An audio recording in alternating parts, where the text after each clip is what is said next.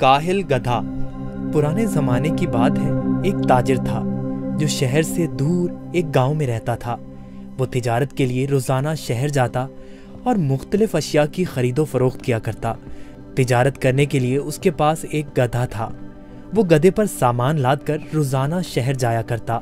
ताजिर अपने गधे की बहुत अच्छे तरीके से देखभाल करता, उसकी खुराक का बहुत ख्याल रखता, उसे वक्त पर चारा डालता और पानी पिलाता, क्योंकि ताजिर को पता था कि उसकी तिजारत के लिए इस गधे की बहुत ज़रूरत है। गधा बहुत सेहतमंद था। ताजिर बहुत सारा सामान एक साथ गधे पर लादकर फरोख्त के लिए शहर ले जाता, लेकिन उसका गधा बहुत कामचोर और आलसी था। उसको भागना दौड़ना, खाना पीना बहुत पसंद था। ओ, आज फिर शहर जाना पड़ेगा। मुझे हमेशा छुट्टियां क्यों नहीं हो जाती? मुझे छुट्टियां बहुत पसंद हैं। मेरे मालिक को तो हमेशा काम की ही पड़ी रहती है, पर मुझे फारिग रहना बहुत पसंद है। मेहनत करना तो बिल्कुल भी मुझे अच्छा नहीं लगता। ताजिर अपने गधे पर सारा सामान लादकर शहर ले जाता और ताजिर को शहर जाने के लिए एक नदी को पार करना पड़ता था। शहर जाकर वो सारा सामान बेच देता। ताजिर को हर रोज बाजार की मांग के मुताबिक अशिया की तिजारत करनी पड़ती थी। कभी कपास तो कभी नमक, कभी सब्जियां तो कभी फल। ताजिर को पता लगा कि बाजार में नमक की मांग बहुत बढ़ गई है। ठीक है, मैं बहुत जल्द ही नमक लेकर आ जाऊंगा। उसने अपने गधे पर 4 बोरियां नमक की लादी, पर उसको मालूम हो गया कि 4 बोरियों का वजन काफी ज्यादा है। ओहो, मेरा गधा इतना वजन नहीं उठा सकता। इसका वजन थोड़ा कम करना पड़ेगा, यही ठीक रहेगा। उसने गधे की पीठ से एक बोरी उतार दी, फिर भी गधा आगे जाने के लिए तैयार नहीं था। ताजिर को अपने गधे का तो बहुत ख्याल था, पर उसको अपने गधे का पता था कि वो बहुत कामचोर और आलसी है। उसने एक छड़ी गधे की पीठ पर मारी और उसे बाजार ले जाने की कोशिश करने लगा।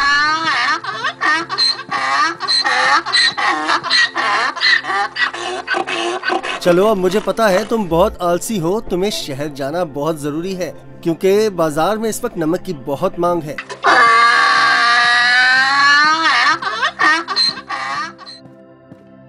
ताजिर ने सारा नमक फरोख्त कर दिया। ओहो, सच में बाजार में नमक की बहुत मांग है। ताजिर ने फिर रोज की तरह शहर में नमक फरोख्त करना शुरू कर दिया। गधे पर कभी 3 तो कभी 4 बोरियां लादकर बाजार जाना पड़ता था, जिसकी वजह से गधा नाखुश था। पर वापसी पर गधा बिल्कुल खाली आता और बहुत खुश होता। रोज की तरह ताजिर ने फिर से 4 बोरी गधे की पीठ पर लादी और शहर की तरफ निकल पड़ा। जब वो नदी के पास पहुंचा तो उसे पानी ज्यादा नजर आया। हमें बहुत ध्यान से आहिस्ता आहिस्ता चलना होगा ताकि हम पानी में कहीं गिर न जाएं। जैसे ही उन्होंने आधी नदी पार की, अचानक गधे का पांव एक बड़े पत्थर से लगा और गधा फिसल गया और पानी में बैठ गया। ओहो, तुमने ये क्या किया? बोरियां तो अभी भी मेरी पीठ पर हैं, लेकिन मुझे इतना वजन महसूस नहीं हो रहा। ये एक जादुई नदी है। गधा इस बात से हैरान था कि नदी में फिसलने की वजह से उन बोरियों का सारा नमक नदी में घुल गया था और बोरियों में से नमक खत्म हो चुका था, जिसकी वजह से गधे को वजन महसूस नहीं हो रहा था, क्योंकि बोरियों में नमक बचा ही नहीं था, सब खत्म हो चुका था। ओहो, मेरी सारी मेहनत जाया हो गई। अब मैं शहर जाकर क्या करूँगा? सारा नमक तो बह गया है। शुक्र है खुदा का, मेरा गधा तो सही सलामत है। गधे को कुछ नहीं हुआ। अब शहर जाने का कोई फायदा नहीं, मुझे अब घर जाना चाहिए। वाह, कोई वजन भी नहीं और काम भी नहीं। ये तो कमाल की नदी है। फिर अगले दिन ताजिर ने 4 बोरियां गधे की पीठ पर लाद दी और शहर की तरफ निकल पड़ा।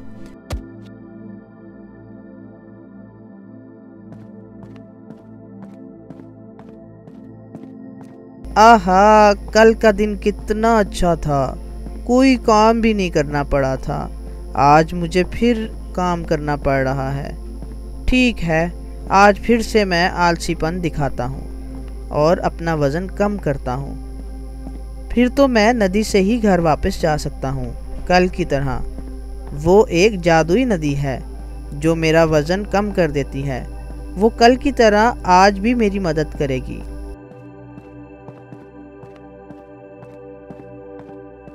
ताजिर उस दिन गधे की चालाकी से बिल्कुल बेखबर था। रोज की तरह ताजिर अपने गधे के साथ इस नदी के पास पहुंचा तो गधा ताजिर से पहले ही इस नदी की तरफ जाने लगा। ताजिर ने उसे रोका। रुको रुको। गधा फिर से नदी में फिसल गया जहां वो पहली बार फिसला था। ओहो, तुमने क्या किया? काहे गधे, जल्दी से बाहर आओ। लेकिन बहुत देर हो चुकी थी। बोरियों का सारा नमक नदी में घुल गया। गधे को अब कोई वजन महसूस नहीं हो रहा था। वाह, ये हुई ना बात। कोई वजन भी नहीं और काम भी नहीं। ये दोबारा कैसे?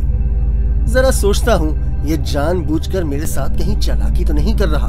हो काहिल गधे, मैंने तुम्हारा इतना ख्याल रखा और तुमने मेरे साथ क्या किया?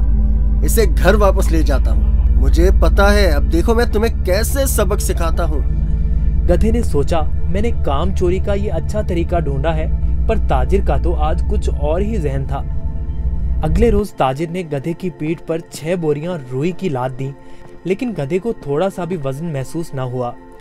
ओहो, इतनी ज्यादा बोरियां? कोई मसला ही नहीं।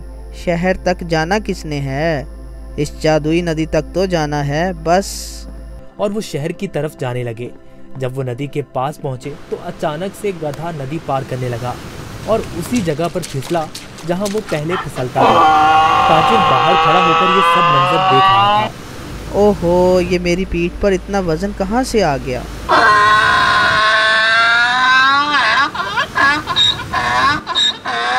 ताजिर बहुत समझदार आदमी था। उसको पता चल गया कि उसका गधा जानबूझकर ये सब उसके साथ कर रहा है।